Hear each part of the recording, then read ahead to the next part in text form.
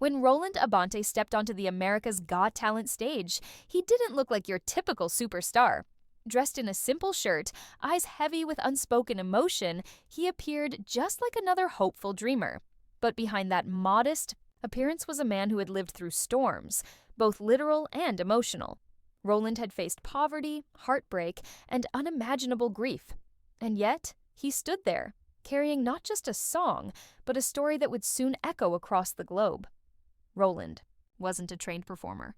He didn't grow up in a musical family or take expensive lessons. He was a fisherman from Cebu, Philippines, a man of the sea. Every morning, before the sun even rose, Roland would paddle out into unpredictable waters, casting nets to feed his family. His hands, rough and worn from years of labor, were more familiar with rope and salt than microphones and stages. But while his days were spent surviving, his soul found refuge in music. He sang to the waves. Out on the water, surrounded by nothing but the horizon, Roland's voice would rise, pure, soulful, filled with longing. It was in these quiet moments that his true gift revealed itself. For years, his only audience was the ocean, until one day, someone captured his voice on video. That recording spread like wildfire across the Philippines, and for the first time, a sliver of his dream became real. The opportunity to audition for America's Got Talent came not long after, but Roland almost turned it down. Fear, money, self-doubt, they all threatened to hold him back. It was his family and friends who pushed him forward, believing in him when he couldn't believe in himself. With a small suitcase, a worn passport, and fragile hope, Roland boarded a plane for the very first time and landed in the United States.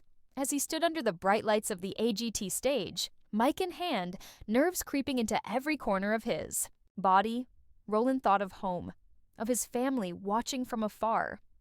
And then he sang. When a man loves a woman poured out of him, not just as a performance, but as a confession of every loss, every sacrifice, every buried dream. The judges stood in awe. The audience wept. He wasn't perfect, but he was real, and that made all the difference. What most people didn't know was how close Roland had come to giving up on music entirely.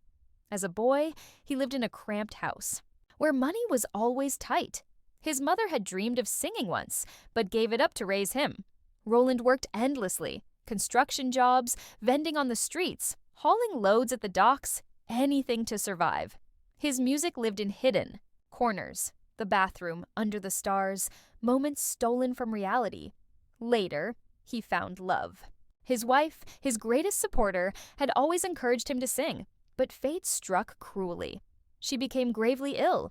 Roland sold nearly everything, his fishing boat, home essentials, even his prized secondhand guitar, to pay for her treatment. Still, she passed away one rainy afternoon. The loss broke him. For nearly 2 years, Roland barely spoke, much less sang. He returned to the sea day after day, letting the waves carry his sorrow. It took a child's request, just one innocent plea, for him to sing again. Slowly, painfully, Roland began to heal. He performed at local gatherings, always ending with his late wife's favorite song. Then came the viral video, posted by a friend without his knowledge, and just like that, the world saw what the sea already knew. After AGT, Roland became an overnight sensation. Social media lit up with fans from around the world praising his authenticity. While the showbiz spotlight chased him, Roland remained grounded. He didn't crave fame. He missed home, the ocean, the simplicity of his old life. Hotel rooms felt cold. Interviews drained him. "I'm just a simple man," he'd tell reporters. "I don't know how to be famous." Although he didn't win the competition, Roland won something greater: respect, love, and a platform.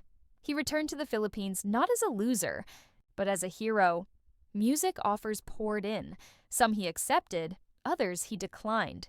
He stayed true to his values. He began touring across Southeast Asia, sharing his music independently. More importantly, he gave back, rebuilding his boat, supporting local fishermen, and uplifting young talents in his community. Today, Roland Abante continues to sing, not for fame, but for healing. He performs in churches, schools, community centers, each song a tribute to the people he loved and the dreams he never let die. His voice is no longer just his own.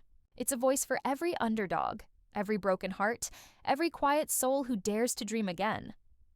Roland's story isn't just about music, it's about resilience, about rising after loss, about believing even when the world tells you not to. He was just a fisherman, a man with a voice. And that voice changed everything.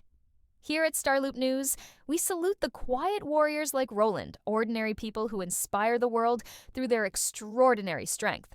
If his story moved you, don't forget to subscribe, like, and hit that bell icon so you never miss another unforgettable journey. Because at Starloop News, every voice matters, especially the ones the world almost missed.